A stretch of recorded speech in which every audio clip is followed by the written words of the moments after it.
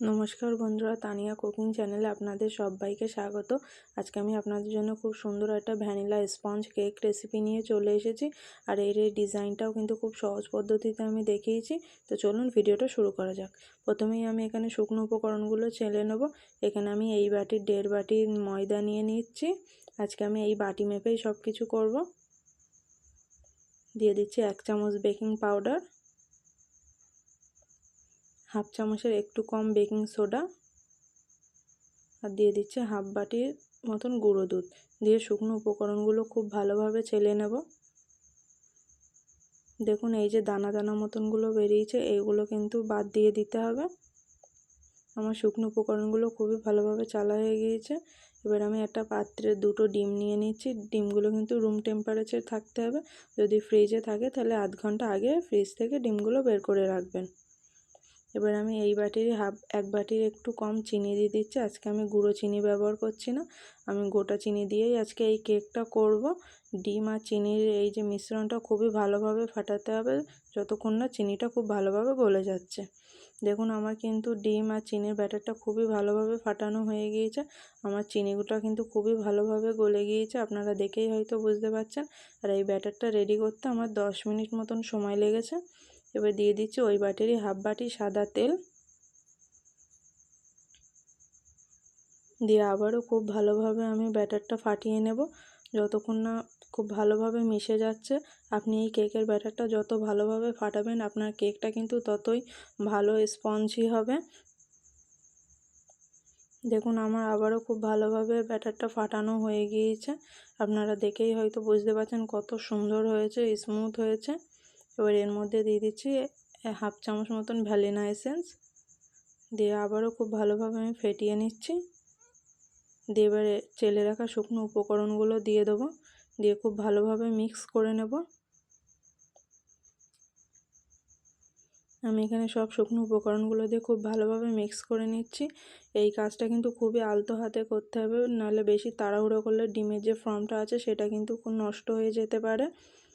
আপনারা যেভাবে ভালোবাসা দিয়ে যাচ্ছেন অবশ্যই এইভাবে ভালোবাসা আর একটু সাপোর্ট করে যাবেন। আপনাদের একটু ভালোবাসা আর সাপোর্টেই কিন্তু আমাদের ভিডিও বানাতে অনেকটাই মোটিভেট করে, অনেকটাই আগ্রহ হয়। যেভাবে আমাকে সাপোর্ট করে যাচ্ছেন আপনারা সবাই অবশ্যই এভাবে আমাকে সাপোর্ট করে যাবেন। দেখুন আমার কেকের ব্যাটারটা খুব ভালোভাবে মেশানো হয়ে গিয়েছে, কিন্তু ব্যাটারটা কিন্তু অনেকটাই ঘনত্ব।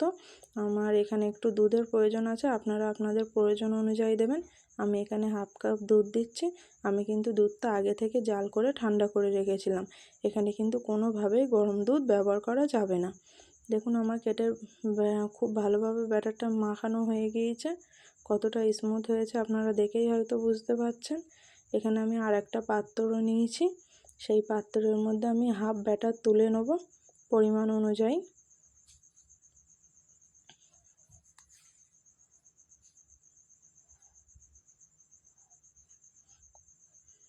আপনারা আপনাদের পরিমাণ অনুযায়ী ব্যাটারটাকে দুটো ভাগে ভাগ করে নেবেন।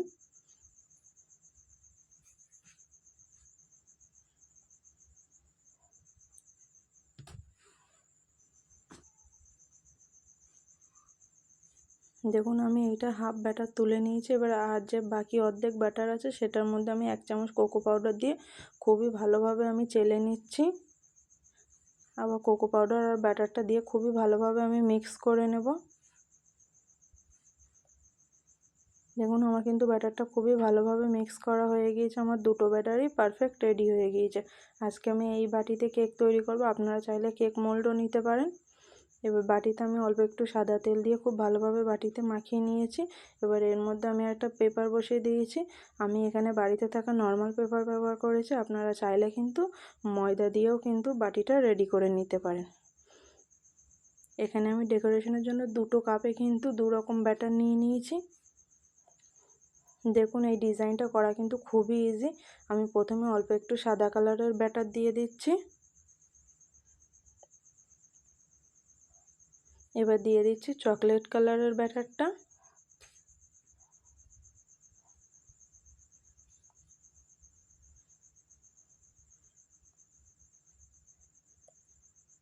আবার এর উপরেই আমি অল্প একটু সাদা ব্যাটার দিয়ে দেবো।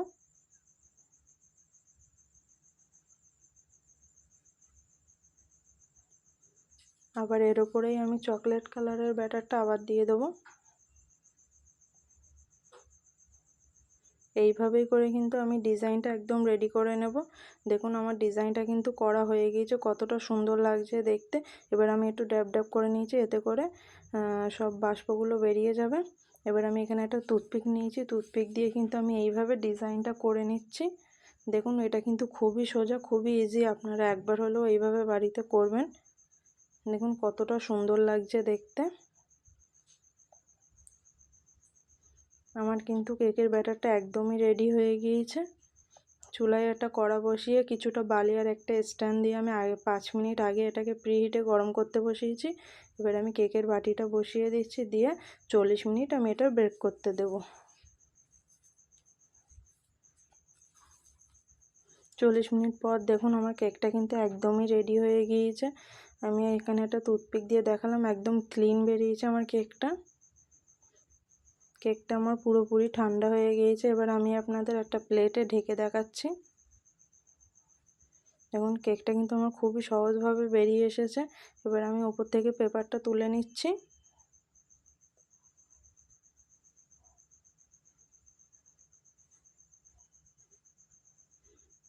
দেখুন কেকটা কতটা সুন্দর হয়েছে, কতটা স্পঞ্জি হয়েছে, আপনারা দেখেই হয়তো বুঝতে পারছেন। খুব স্পঞ্জি হয়েছে কেকটা। আপনারা অবশ্যই এইভাবে একবার হলেও বাড়িতে বানিয়ে দেখবেন। এবার আমি আপনাদের কেকটা কেটে দেখাবো।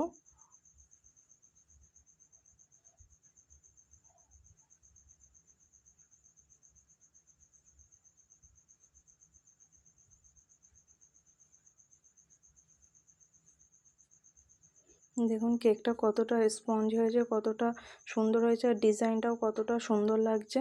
আমার আজকের এই ছোট্ট রেসিপিটা যদি আপনাদের ভালো লাগে তাহলে অবশ্যই একটা লাইক, কমেন্ট, শেয়ার আর চ্যানেলটা সাবস্ক্রাইব করতে একদমই ভুলবেন না।